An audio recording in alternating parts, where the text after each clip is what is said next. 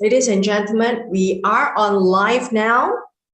And if you're looking at us for the first time on Facebook, the Platinum platform, this is me, Vicky Esther Chang from Singapore, and also Ralph Ave from the USA, California. So we are simultaneously from both ends of the world bringing you to this show, State of the World with Mr. Ralph Ave. And if you see the poster there, you can join us in the Facebook group, the Platinum Platform by GDM-Metropolis Productions. And Metropolis, of course, it refers to Singapore. If you see the brochures there, Mr. Ralph Ave, a 20-year veteran from the USA Air Force.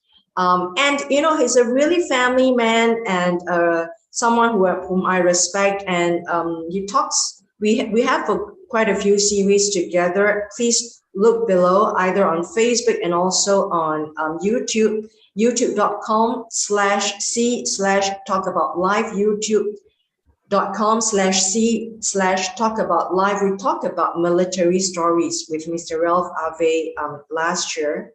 And it's apt because we've got Tom Cruise right now promoting the Maverick, Top Gun Maverick. So it's time for you to watch Mr. Ralph Ave below my show with him, military stories, and his time with the Air Force, with the American Air Force. During his time, we talked about North Korea at the DMZ zone, and also talked about his camaraderie with his compatriots, his comrades.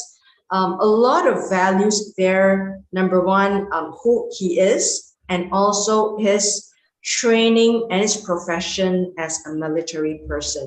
Ralph, how are you? It is 11:50 a.m. in Singapore. It's a late morning right here in Singapore, Ralph. We are a little bit late, but how are you, Ralph? Welcome to Singapore. I'm good, Vicky. How are you? Always happy to be here. Yes, I know, Ralph. We're going to take 30 minutes away from you to talk about today's topic. I thought today's topic is a little bit heavy going, but it's something close to my heart. It's something that we need to talk about that I think the world has paid little attention to. Sometimes you read in the articles about the world. The topic today, the state of our world. Are we leaving the world in a better state for our children, for the next generation? Or are they going to inherit a world that is worse off than their parents? You, our parents, our grandparents. Is it worse off? There's always many schools of thought. And we're going to talk about,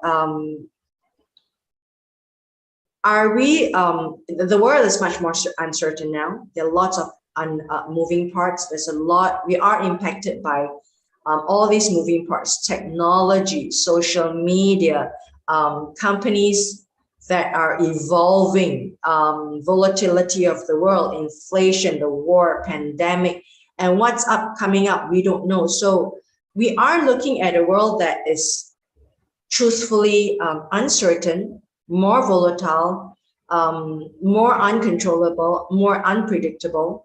Are we moving in a state whereby we can say that, hey, actually it is better because we've got technology, quality of life, standard of living, mobility and opportunities are more. So there are many schools of thought that we are being bombarded with. But today we're going to talk to Ralph as a father, and also his opinion about the state of the world for his children.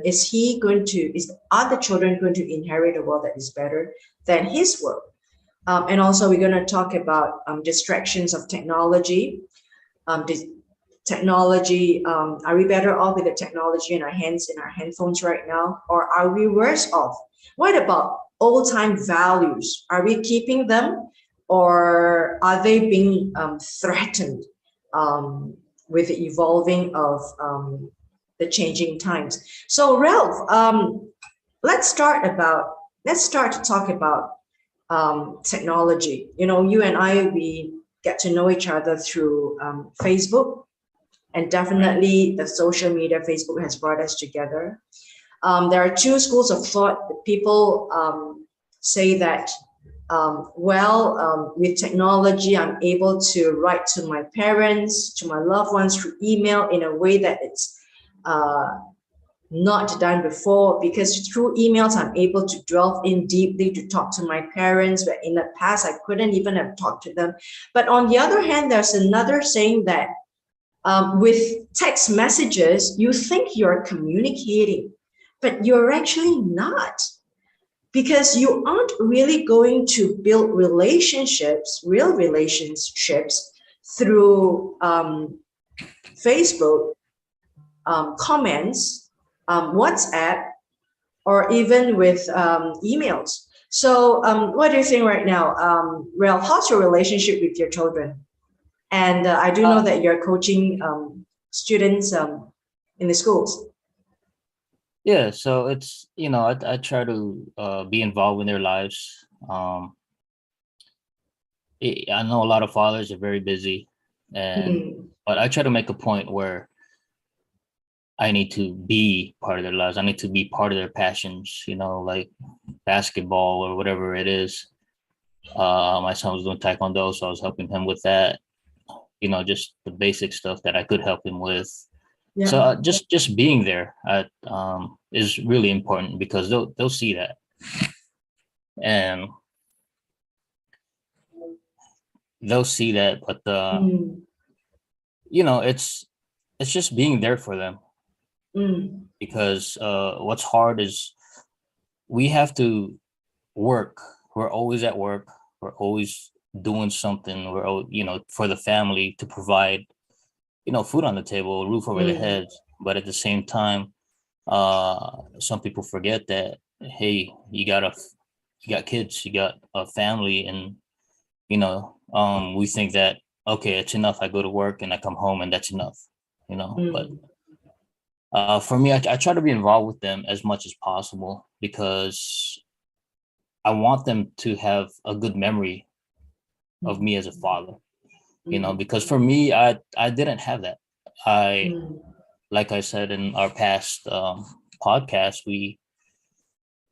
my dad died at 9 years old, so I never got to really experience having a father around. I never really got that affirmation of, when I graduated high school, was my dad proud of me? When I went to basic training and graduated, was my, I didn't get that. And so I want to be that father where they remember that I was proud of them for every accomplishment they did. And no matter what, I'm still going to be here for them. Yeah. And Ralph, I think you brought up a point that I could relate to, because my father passed at age of like eight-ish, when I was about 8, when I was in elementary school. We call it primary school here. And I remember the only vivid memory of us was that he was with me in a trishaw. I'm not quite sure you know what a trishaw is, because they don't have it in America. It's just a bicycle, someone riding a bike, but you've got a little seat there. So my father and I were there, and he died of cancer of the liver. So I don't have a lot of memory of my father. And I do understand what you mean, because I grew up in an environment whereby we have to fend for ourselves and we have to think for ourselves. And we kind of grow up in a, thanks to God, I think we grow up in a way that we are responsible young adults and try to be good citizens of the world. But of course, because my mom and my siblings, because of the death of an important figure, we kind of went the other way. We kind of like diametrically just kind of went the other tangent. There wasn't a common threat, a common ground for us to come together anymore. It was maybe something different from yourself, you experience, but definitely we did not communicate as a family. We did not have time for each other. So we went all diametrically different ways, and we grow up now diametrically different. And it's something that I never thought about before you brought up. We stopped communication. Yeah. And I don't communicate with them anymore for many years. We know we exist. Even there's a little bit of sibling rivalry. In fact, deep down there's a lot of sibling rivalry. There isn't any communication, it's sad to say. And I think today our topic is state of our world. Are we leaving the world in a better state? Because even at that time, communication and building relationships was already distracted if something happens. What about with technology? And just to relate to you, Ralph, and I was talking to an educator, and myself being an ex-educator myself, we were just talking about communication within the family. A child or a student who comes into the school, a teacher is able to face the student within that hour, the subject, or 2 hours or 3 hours. Within that time frame, they are in school for 8 hours, right? 7 to 8 hours, sometimes longer if they stay back for their sports, their activities. But when they go home, probably they only be with their parents during the weekends when they go for grocery shopping, or when they kind of like tag along for certain activities within the day. You don't really get to have a face-to-face talk, probably over dinner time. But probably over dinner time, the parents are looking at their handphones and the kids are looking at the handphones and they're just eating. So we're just talking about this scenario with an educator. She says that, we don't even get time to talk to the students because they come into the class. It's about subject matter. You don't even get to advise the kids because you've got the curriculum. You've got the time frame that you need to clear as a teacher, as an educator. And when the children go back home, they're in front of the computer, or in front of the television, or in front of the handphone. And when they meet their peers, their siblings, their family, each of them are just looking at their phones. Right. So for me, technology has two aspects, just like in anything, the big monster. You either use them or they use you, right? It's like fire. It can serve you, but you can be burned. So I think we are in a state whereby we are being distracted, even amongst families, husbands and wives, parents and children, with these distractions. Do you think the technology in our hands, we are leaving it in a better state for your children and for your students that you're coaching? Well, I think, like you said, it's both ways, right? Because this technology can connect you to the world and, give our kids opportunities that we never had. But at the same time, we need a limit. We need to let them realize there's a real world out there. So every so often when we go to, out of town, 2 hours, 3 hour drive, we tell the kids, put down the phones and look outside, look out the window. There's stuff out there you may never see, when you grow up, because you might get busy and life happens. And then even at the dinner table, we try not to have any electronics. We still sit together as family. So that's one thing, me and my wife kept. Because I think it's very important to have, and we have conversations, like we ask the kids, or we joke around, or conversation about, hey, what happened at school? How was your day? That's one of the few times we can actually sit down and talk together about anything. And then what's good about me with the love of basketball is my older two kids, they love it too. So that's something we talk about, it's something we have in common. And then there's times we go out there and play together. And then my little son's starting to like it too also. So it helps when you find a common ground, and those find a hobby where they'll drop their, you don't need electronics for it. It's like old school, right? Remember when we were young, we used to go outside and play, and like Nintendo or whatever it was, it was only saved for the weekends or after you did your homework or after you played outside. It wasn't like you come home, then you go straight to your video games. It's not like now. So Yeah, and I do see you as these months that I've got to know you, I do see you as someone who's like an educator, someone who holds your own standards among your peers, among your colleagues, and definitely I think you hold a high standard for the students you're coaching and your children. And my question to you is, on a larger scale, is that the fear I have as an ex-educator, the world we're leaving behind. We're now talking about okay, the world. It's a hybrid world. It's a real world, right? And yet it's a hybrid world, the virtual world that we're going in, because we're going into e-commerce, the social media. I would say that the word social media is totally understated. It is an electronic world that we are already in, right? A virtual world, not even social. It's a virtual world we're in.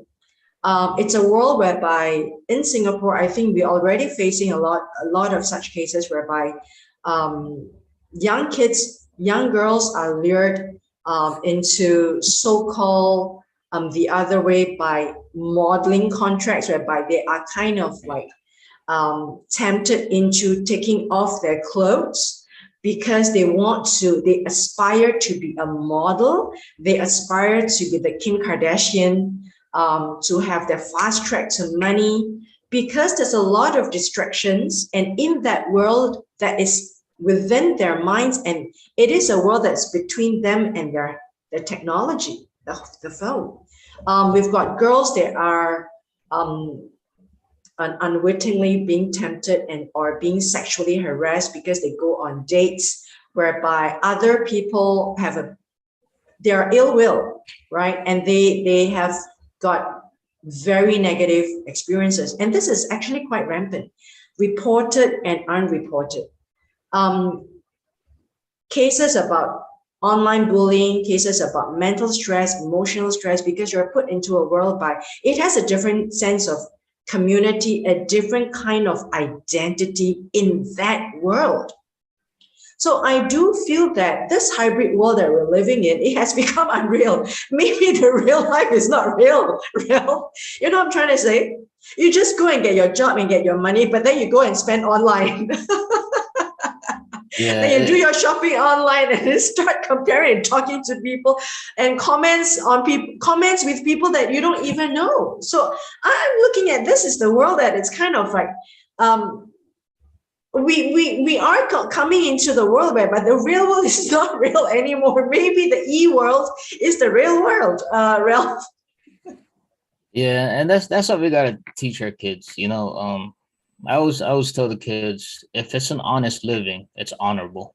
I don't care if it's McDonald's, Burger King, and they're trying to see their friends trying to make it. Like even some guys trying to be rappers, musicians, and you see that journey, that struggle, but they're still keeping everything honest, because it's not, those industries are not easy. It is a journey. No matter where you go, any success you get is a journey. If you get it too quick, then the value of that success is almost minimal, because there was no hard work or there was no struggle in it, right? The most successful people are the ones that struggled a lot. They took high risks, high risk, high reward. They did what they had to do to set themselves up over there, even when nobody believed in them. They kept pushing themselves. They had to believe in themselves. And I try to tell the kids, hey, dream big and don't let nobody take that dream away from you. Yeah, Ralph, I think you brought up 2 points that I wanted to bring up. One is those old-time values, like hard work, diligence, keeping at it. And also you talked about, jobs, real jobs, right? Like going to McDonald's, having clean, honorable jobs. 2 things. As we are now going into this world, which I think is a hybrid world already. I do spend a lot of time on the handphone, because the handphone let me go into the YouTube, the news, the Facebook, and through the Facebook I get into so many different channels I really get into it, and it kind of scares me. So after a while, hey, I'm spending a lot of time and it's distracting me. And at the end, to be honest, the world that I define that we are already living in, you don't know you are already into this world or this virtual world that you're spending a lot of time and getting your mind distracted. And in my very simple words, I do know some ground values that I was taught when I was in school, in a very conservative school that I was brought up in. You've got to have your feet on the ground. That's what my teacher told me. And I think the world is good and bad because a lot of jobs right now are in the hybrid world. A lot of jobs are in the e-world. You're talking about e-marketing. You're talking about digital world. You're talking about digitalization, whereby you don't need to go to the office. You don't need to even meet any person. You just need to face the computer and you do your work, right? You are actually practically like living in front of the computer without even having to go to the office. That's the world that we are in, maybe 9 hours, 10 hours a day. And having said that, there are ways fast track to wealth, fast track to fame, fast track to money on the Instagram, on YouTube, on Facebook, whereby you can get a lot of money, and people do make a lot of money. And that goes against the grain of the traditional values that we're saying. That's why I'm saying that you brought up a lot of issues. It goes against the grain of like hard work, getting at it, waking up, having the discipline, and like what Elon Musk and Tom Cruise were saying recently. Even Tom Cruise was saying, "Just get to work, you guys." I need you guys to work even for the film. And Elon Musk was saying, I need you guys to come back to work. You got to work hard, not try to avoid jobs, not try to avoid work. He was saying that people are just trying to avoid work. So now we are living in this world whereby our jobs are different, right? You get jobs whereby you fast track to be this Instagram celebrity, whereby you can sell your image, sell the things that you're trying to sell, which is not wrong because you're doing sales.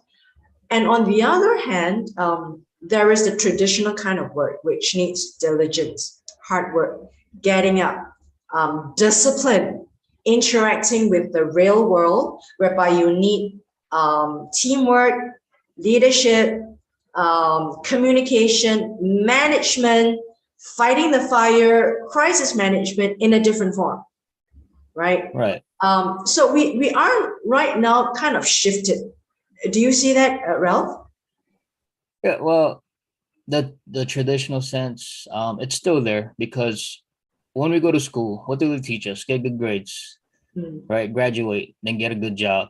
And then you just see these guys work for 40 years of their lives and just not happy, but they did what they were told, and you see guys that go to trade school and go that route or go the military route and become more successful than those guys, and then you got those guys who want to hit the entertainment industry, who wants to be a professional athlete. And those guys put in the work because they have a passion for it. It depends what your passion is, right? Because I always tell my kids, whatever it is, you have to earn it. Nobody's gonna give you anything. We'll be here, we'll believe in you, we'll help support you, but even when things get rough, because it will, and I tell them this all the time, like life is hard. It's not easy. When you get out there, you're gonna see the whole truth of what we've been trying to tell you. But sometimes you gotta go see it for yourself. It's not like everybody says, life is the hardest thing to go through because you don't know what's gonna come at you. You don't know what kind of struggles are gonna come. But you just have to keep pushing forward. If you have a passion for something that you really want to reach, keep pushing, because you never know, because opportunities present themselves at the most odd times, right? Now you're going with experience because now you know the struggles, and now you can help the people on that same journey that, to help them get to where you are. And that's how I treat, like, how I always say, make everybody around you better, right? Don't be selfish, not just at the sport, but as a person. Because if we spread that, then we spread more love. And that's the thing, right? It's respect. What is respect really? It's love. It's love for one another, not in an intimate sense, but just having, the appreciation of having that person's company. That's love. Just saying, hey, how you doing? That's love. So it's like I said, I try to tell my kids, make everybody around you better, because if you do that and that spreads, then we'll be in a better situation. Okay, I've got $1 million question for you, Ralph. Do you think it's easier to raise children right now? If your mom is raising your children, is it easier for her now, or is it easier for her raising you at that time? What do you think? I think it would be easier. It's a tough one. Yeah. I think raising me would be a lot easier than raising my kids. Why so? Because, like me and you, right? We lost a parent at a young age. So we had to kind of grow up pretty quick. We had to be independent really quick. We had to figure things out on our own. True, absolute true. And my mom had to go work 2 jobs just so we can have a roof over our head. And I had to take care of myself. So, but my kids, they get everything in front of them. The information they need, whatever materials they need, everything is in front of them. Right? Like, when, I'm not sure about you, but when I was growing up, I didn't have everything in front of me. I didn't have a phone until I was 18. No, maybe about 16, but it was a brick Motorola phones, where you couldn't use it too much. You had a phone at the age of 18. Yeah, it was. So you're so much better off than me. Yeah. I never had it until like how many years later? Right. And I know the Motorola phone.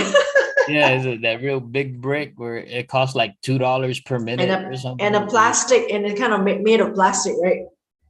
Yeah, it was like the size of a brick. They're huge. To the house, yeah. I know. It's like this. Right. So you were really fortunate. Yeah, and then we like I said, we used to play outside with our friends. That's where we found our comfort. We had that personal socialization. It wasn't through text. It was through real people. So I think it would have been easier raising me than my kids. Yeah. And I thought, just to share with you, it is so much harder, to be honest, right? I'm really wearing the hat of an educator now. It's so much harder to walk into a classroom right now. If you the traditional in Singapore, the traditional classrooms, you've got 40 students. If you're lucky, you've got like 30-ish. We're talking about elementary or college. You call it college, but here we call it secondary. It's about 13, 14, 15, 16 years old. You go into a class of 40 students. If you're lucky, you got like 35, right? But now because of the population drop, you go into a class about like maybe 28. So you're really lucky. But the challenge of all educators walking into a lecture room in you're talking about maybe high school, even a trade school. I taught in a trade school. It is tough because all these students, 40 of them, let's put it like 25 of them, their minds are thinking about, okay, I gotta check my Facebook. I mean, it happens to me too, right? Oh, yeah. I mean, it happens to me too. Can you imagine the kids? That level of distraction. You are competing for their eyeball and their minds, and then like keeping them, guys, please calm down. I need you for the next 45 minutes for that session, right? Before you go into the twiddle and then kind of like look below the table and then trying to like text their friends, secretly.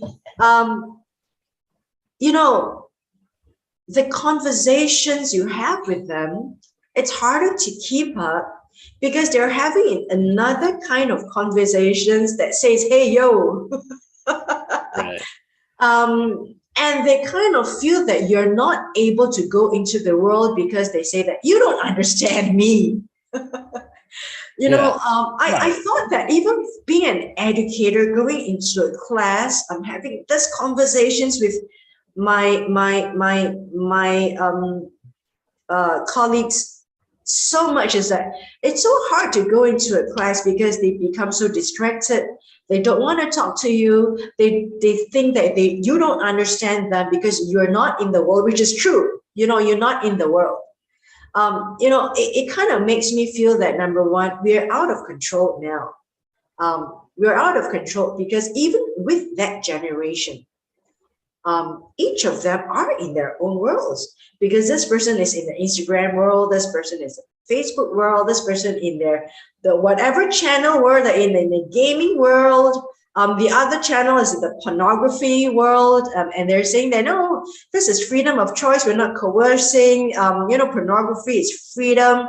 They are in their own world and they are going in that direction, and we are here not knowing how to go and communicate on how to bring them back to say, hey guys, calm down. You're here right now. We just need to focus on mathematics. So, I'm just thinking, it is a challenge for having a conversation with someone because people are just being distracted. Number one, being an educator, and I'm thinking about being a parent like yourself.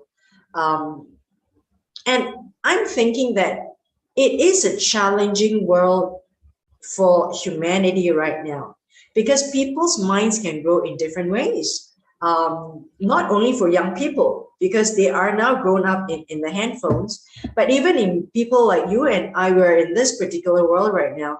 But our peers are in a different way, right? Our peers are in a different world. I'm just thinking it is so hard to kind of raise a child even in the class. Even you have a curriculum like mathematics, science, they're supposed to go through that, but yet you are being challenged, okay, because their minds are not there anymore. So I would feel that traditional route is not keeping up with the changes of the world right now. And I think this is what we are facing right now, that where do we go right now? Is it better for us, as the educators, the parents right now, which could be, but I think there's a challenge of us trying to keep up with the dramatic changes that virtual is evolving right now. And that's my concern.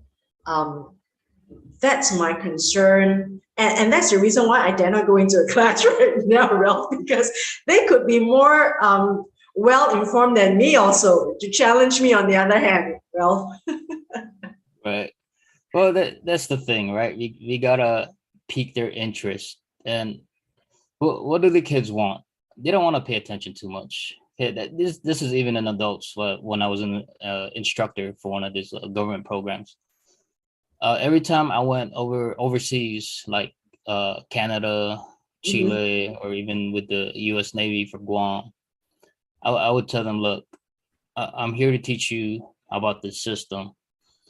If you act engaged, I'm not saying you have to be, but if you act, ACT, act like an actor, act engaged, then we'll do half day classes. As long as you can get through what we need to get through that day, then we'll do half-day classes. Because right now you're attached to me.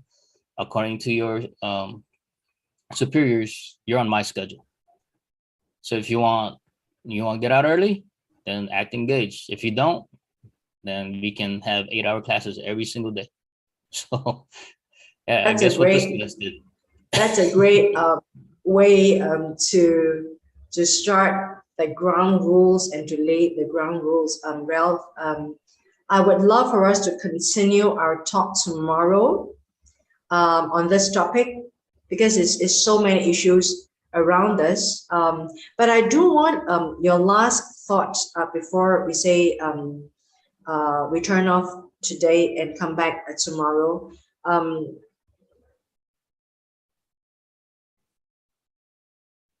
Do you think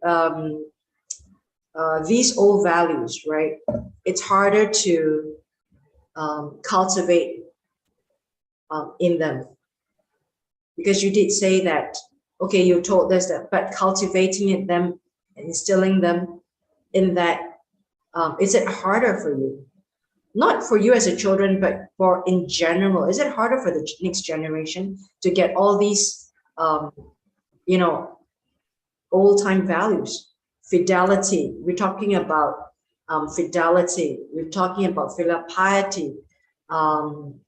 Some of these terms does not exist in certain culture, right? You're taught to be totally independent.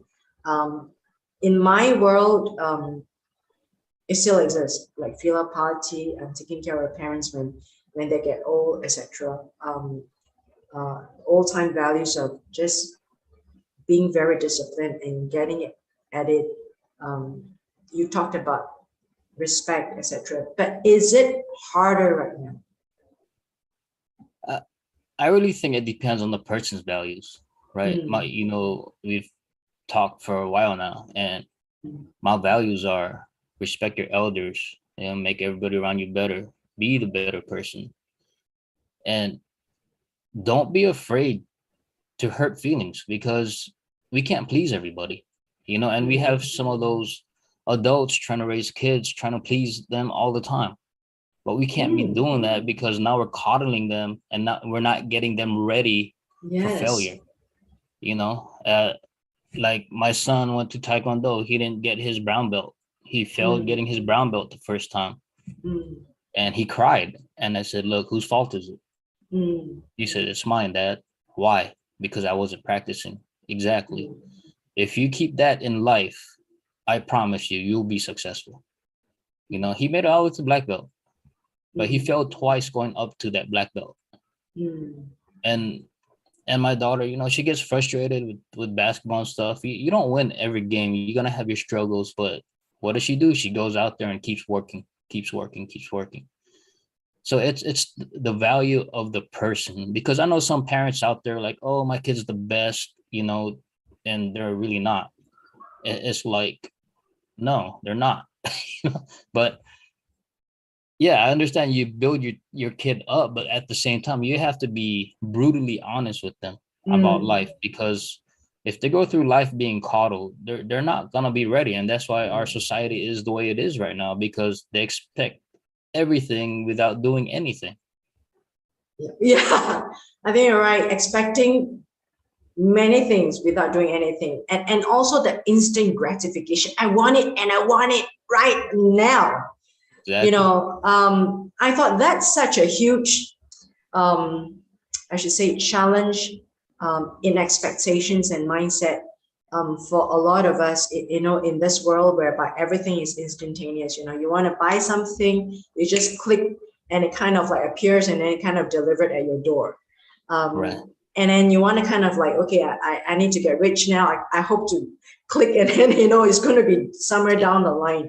So I think for me, I'm kind of like an old school girl thinking that it is to me personally thinking my conclusion is that it is to me it is a dangerous world.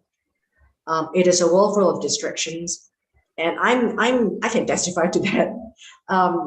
It's a world that we could grow into unknowingly having a lot of greed, having a lot of greed because we are bombarded with temptations.